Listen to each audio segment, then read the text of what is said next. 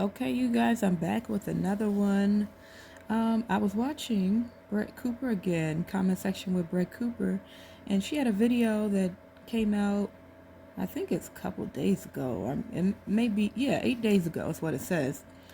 The title is Gen Z Gets Black History Month Right. So the video kind of goes through like the Black History Month things, and there's a couple other little points that she makes, which are really, really good. If you haven't watched it, please do. I will link it in the description box below. But anyway, I just wanted to put my 2 cents into it because, as I said, she made a lot of good points. So first off, she was reacting to this Hulu movie or TV show or whatever it was called the 1619 Project or the 19th whatever it was ridiculous. Basically, it's just a trailer full of racism. Um, like they want you to just see how racist everything is in America. Oh my God! Oh, so much racism going on from hundreds of years ago, but it's still happening because we said so. It's the basic thing. It's just the basic concept. So I'm sitting here watching it, and I was thinking I'm gonna react to it and watch it, but I can't do that. I can't sit through that nonsense. It's just ridiculous.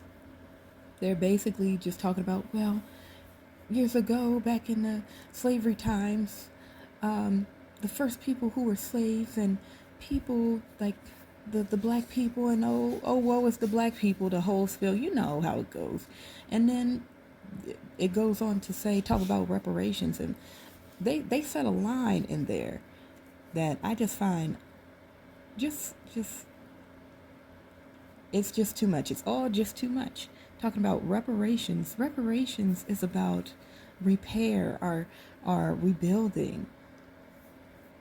No, it's not. It's about money. They don't care about black people.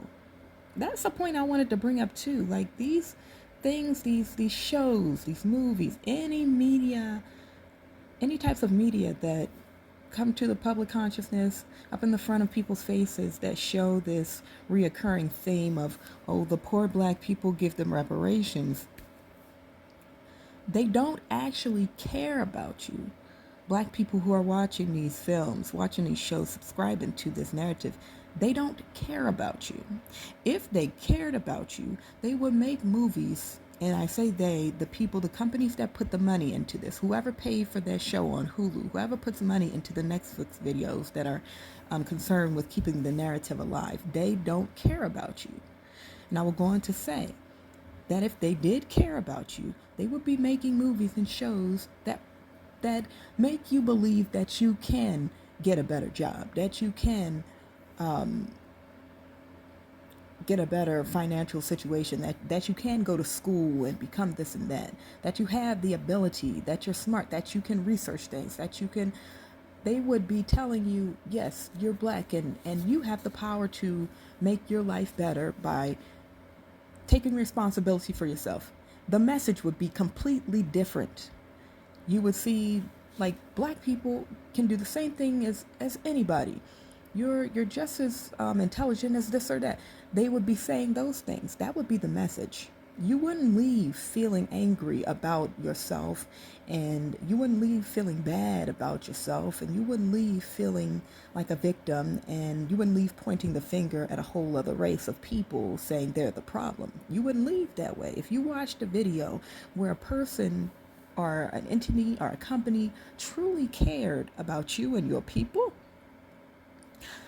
you wouldn't get this message that, oh, you it's not your fault, you're a victim, you're a victim of circumstance, the circumstance of your people being enslaved for years and years.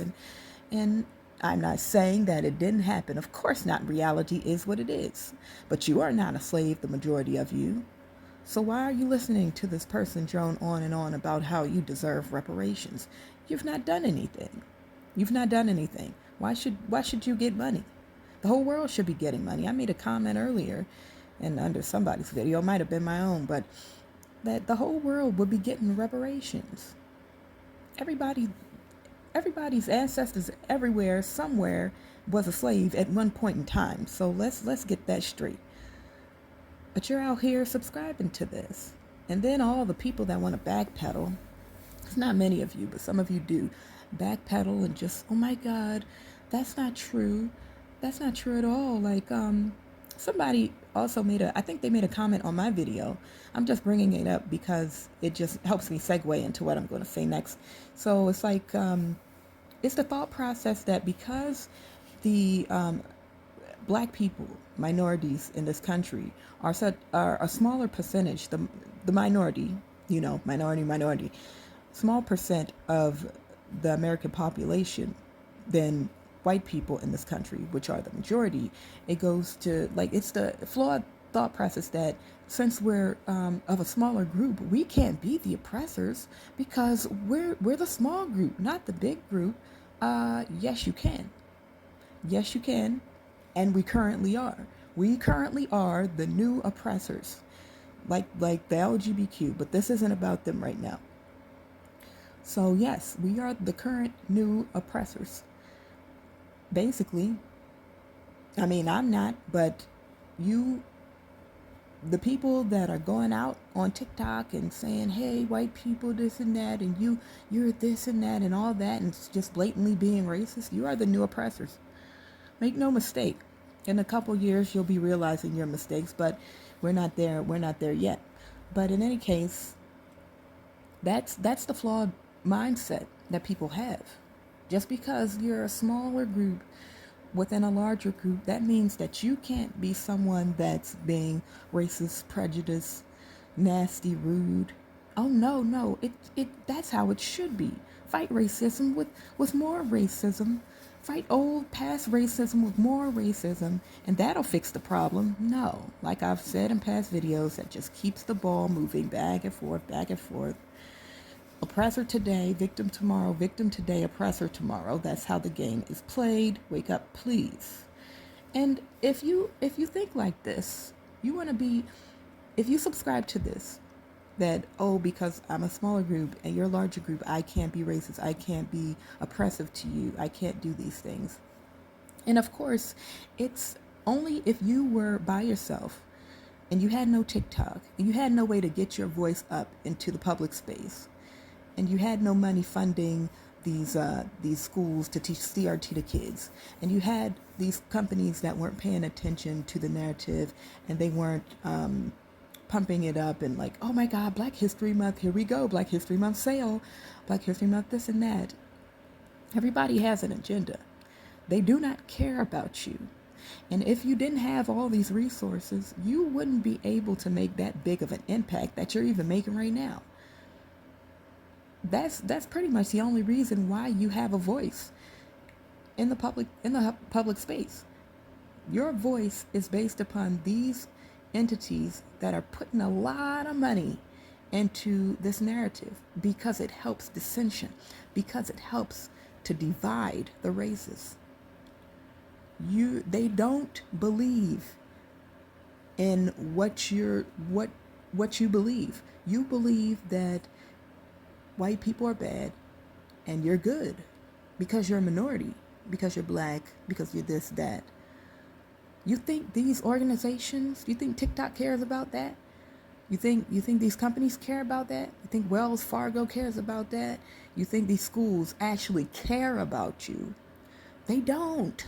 They're just using you, as I've said in previous videos. So go ahead and think that. And if you still want to keep going on and doing this, understand that the majority of the way that you feel is just based upon, you're just jealous. You're just jealous. You live in a country where the majority of people do not look like you. And they probably never were. Well, I'm sorry, they probably never will look like you. The majority of people here are white, pale skin complexion, and you are not. You are either black or minority or something else. And you're jealous. And you're finding this time period in our history, in our nation's history, and time to just decide to be the nastiest person that you can to these people who you've always been jealous of. And a lot of you are like this. You're very jealous. You want to take out your anger of the fact that you weren't born looking like them and you aren't in the majority and you don't, the optics, you know. Well, here's a thought process for you. If you so want to be a majority and you want to feel all big and bad and on top, why don't you just go to a place where the majority of people look like you? That's the reality of it. You're black. Why don't you go to Africa? Why don't you just go to Africa? Don't go back because you aren't from there unless you are. Then you know. Why a lot of the black people here complaining about, oh my God, white this, white that, America's so racist. Well, why don't you just go to a place where people look like you? Then you won't complain anymore. Then you'll be in the majority. People will all look like you. You should have no problem then. Like, what's the problem? No, but you understand. You're just jealous and you just want to cause problems for other people who you are jealous of. And that's a lot of it. I think a majority of you are like that. You don't even like the it's just an opportunity to be nasty and rude, and you really don't understand the consequences of your actions at this point in time. You can't just take advantage of a situation and be negative and think that you're not going to get that negativity coming back to you. It's going to come back around. Always be thinking of the future and what the future is going to bring. Always. Note to self, in hindsight, this is all going to become very clear for you, but not right now. Okay, moving on to another point. That's the fighting racism with racism. You know, you can't heal anything that way. We've got to come together, unity. People are like in the comment section, like, well, if they don't teach about Black history and if they don't teach about blacks and this, no one will ever know of the things that Black people did. And the more that you learn about Black people, the more that you'll be respectful and different. We need to stop all this. Like I said, we need to teach people about American history. We're all Americans here. This is a melting pot. This ain't different sections of different people stuck in different. I mean, we're all one. We're unified. So why don't we act like this? How do you get people, like you have a schoolroom full of kids and you want them all to get along. Find something that they can all do to agree on what they all, things like that. That's kind of a bad example, but maybe a better one is you got teams. You got a whole team of people. One group over here is white, one group over here is black, but they're all part of the same basketball team or soccer team or what. They're going to all unite. You know why? Because they're all rooting for the same team. Something that you can unite over. Yeah, that's better. Something that you can unite over. If you keep talking about the differences, people will continue to focus on the differences and they will never be able to unite over anything because they cannot. If you focus on the small little pieces and details of things, you're never going to see the whole picture. That's just common sense. And go ahead and try to say otherwise. It's not going to work. You can only unify people when you have a common factor that they can all relate to. You cannot unify people by cutting them up and putting them in boxes. It doesn't work that way. Now we got the white on black in the media, the black minority, trans, LGBT in the media. And it's like it's resurrecting these old things that, yes, racism, yes, slavery, yes, did happen in this country. But anybody, the majority of us walking around today, we are not on a plantation picking cotton at this time. Anything that you don't like and that you feel slighted over, that is your own problem. Like they had a black lady in Brett's video, and even Brett was talking about it. Like, look at this. Like what is she saying? And she was blatantly just blaming white supremacy for her insecurities. Talking about white supremacy just keeps me from going to my white friends' houses and And because their white grandmother might have something to say or might be thinking something, that is your personal problem, ma'am.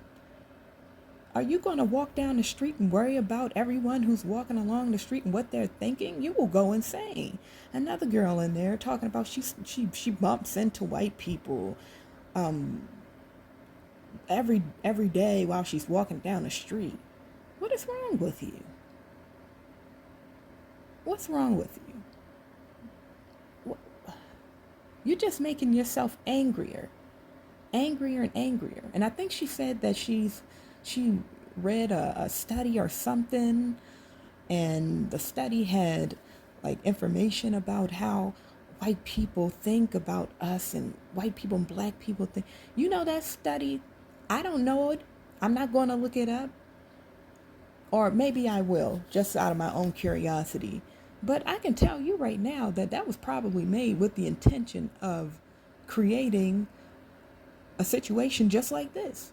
They wanted to make sure a person that looked like you would be affected so much by this study, hard air quotes, to go out into public and to just cause chaos like you're doing. Pawns on a chessboard. I'm telling you, pawns. Don't let your mind be stolen and used for somebody else's purposes. Their nefarious purposes at that. Another comment. Yeah, so that kind of brings me to the end, but I did want to say that, excuse me, that when you think that black people can't be racist, or even like white people, we are the problem. No, you're not. When you're thinking about these things, I want to say, and you're thinking that, oh, there's white supremacy, and the black people are this and that. You don't want to be focused on just what you're seeing in front of your face. And I've said this a million times before, but I'm going to say it again. You don't want to be so focused on what you're seeing, on how you're triggered by what you're seeing, and then go from there. You want to take a second, take a breath, and then look into the news station, look into the article, who it's founded by, look into the website, who made it, who it was published by, who funds it, look into where the money is coming from, look into what organizations sponsor it, which organizations are the benefactors of it. You want to do your research. It is not easy. It takes extra steps, but you can do it. And if you want to make sure that you are in the driver's seat of your life, then it would behoove you to do it regularly, or someone else will be running your life for you.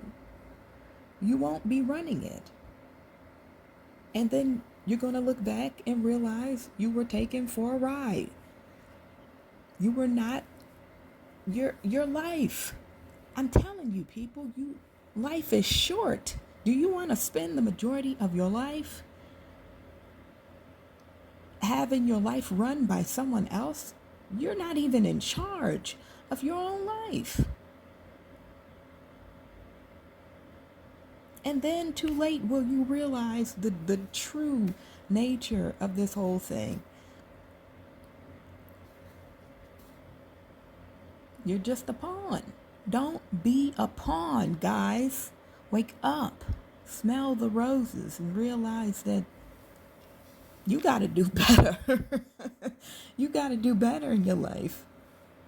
But that brings me to the end of this video. As always, thank you for watching. Hopefully you guys take what I'm saying. Take it with a grain of salt if you want, but take something away from what you're watching here. And that's it.